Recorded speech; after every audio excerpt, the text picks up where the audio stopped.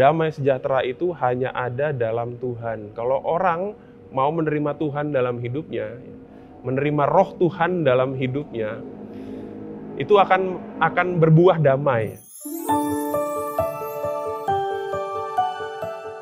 Maka yang spesial tahun ini yang saya rasakan adalah saya bersuka cita dan berbahagia karena banyak umat-umat yang nggak pernah kelihatan jadi. Apalagi banyak juga saya menerima pertobatan dari banyak umat yang sudah lama tidak pernah datang ke gereja, sudah lama tidak pernah mengaku dosa, lalu datang, lalu memenuhi undangan dari Tuhan untuk bertobat, untuk memperbaiki diri. Buat saya itu momen yang spesial dan membahagiakan. Saya bersama dengan Dewan Paroki di sini, kami membentuk panitia untuk mempersiapkan segala sesuatunya, dekorasi, lalu juga mencari dana, lalu menyusun acara-acara dan sebagainya. Saya sendiri sebagai imam, persiapannya jelas sebagai pribadi saya mengaku dosa juga, ya.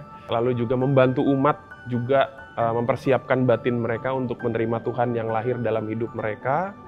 Jadikan momen Natal ini tuh sebagai momen di mana Tuhan itu sekarang mau lahir di hati kamu, ya. Mau datang di hatimu. Ya. Lalu bagaimana kita mau menanggapi undangan itu? Nah, banyak umat di sini akhirnya mau menanggapi itu dan melakukan perbaikan, pertobatan, perubahan hidup, mau meninggalkan cara hidup yang lama dan akhirnya mau menerima kembali Tuhan dalam hidupnya.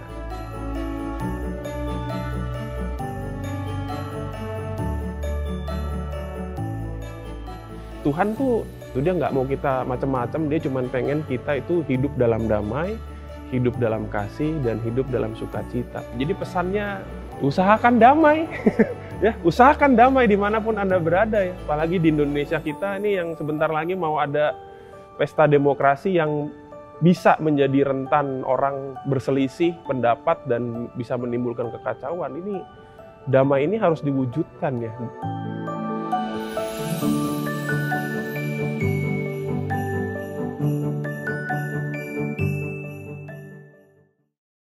Karena kalau kita melakukan apa yang benar di hadapan Tuhan, tentu itu akan bermanfaat dan menjadi berkat bagi banyak orang.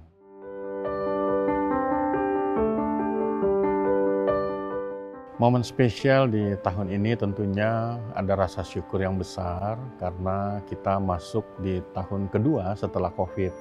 Itu artinya untuk kita berjumpa, kita silaturahmi, kita ketemu, kita boleh membangun kebersamaan secara langsung itu dimungkinkan. Di momen Natal ini kita makin merasakan bahwa damai itu adalah hal yang penting untuk siapapun. Karena itu ketika kita merayakan Natal, maka kita bagikanlah damai itu gitu buat sesama kita. Bahwa hidup ritual ibadah kita itu ketika memuliakan Allah harusnya berdampak gitu. Jadi ketika orang melihat kita beribadah, orang tenang, orang rasa sejuk, orang rasa damai, bukan terancam dengan ibadah-ibadah kita. Jadi memuliakan Allah itu adalah berkat buat banyak orang. Majelis jemaat, gereja, pertama mempersiapkan semua fasilitas, perangkat-perangkat, supaya ibadah-ibadah yang berlangsung itu bisa berlangsung dengan baik, dengan aman, dan juga hikmat, begitu. Kita bersyukur ya bahwa kita sekarang sedang berproses menuju pesta demokrasi tahun 2024. Kita boleh punya pilihan yang berbeda, tapi jangan perbedaan itu dipertajam.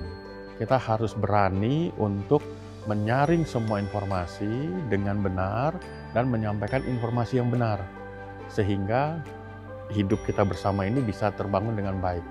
Jangan dilihat hari ini, tapi kita juga mesti melihat anak cucu kita ke depan nanti gitu.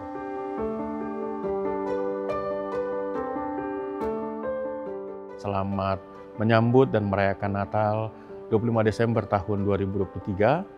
Selamat Natal dan Tahun Baru untuk kita semua. Semoga kasih, sukacita, dan damai sejahtera Natal hadir menyertai hidup Anda dan keluarga Anda sekalian.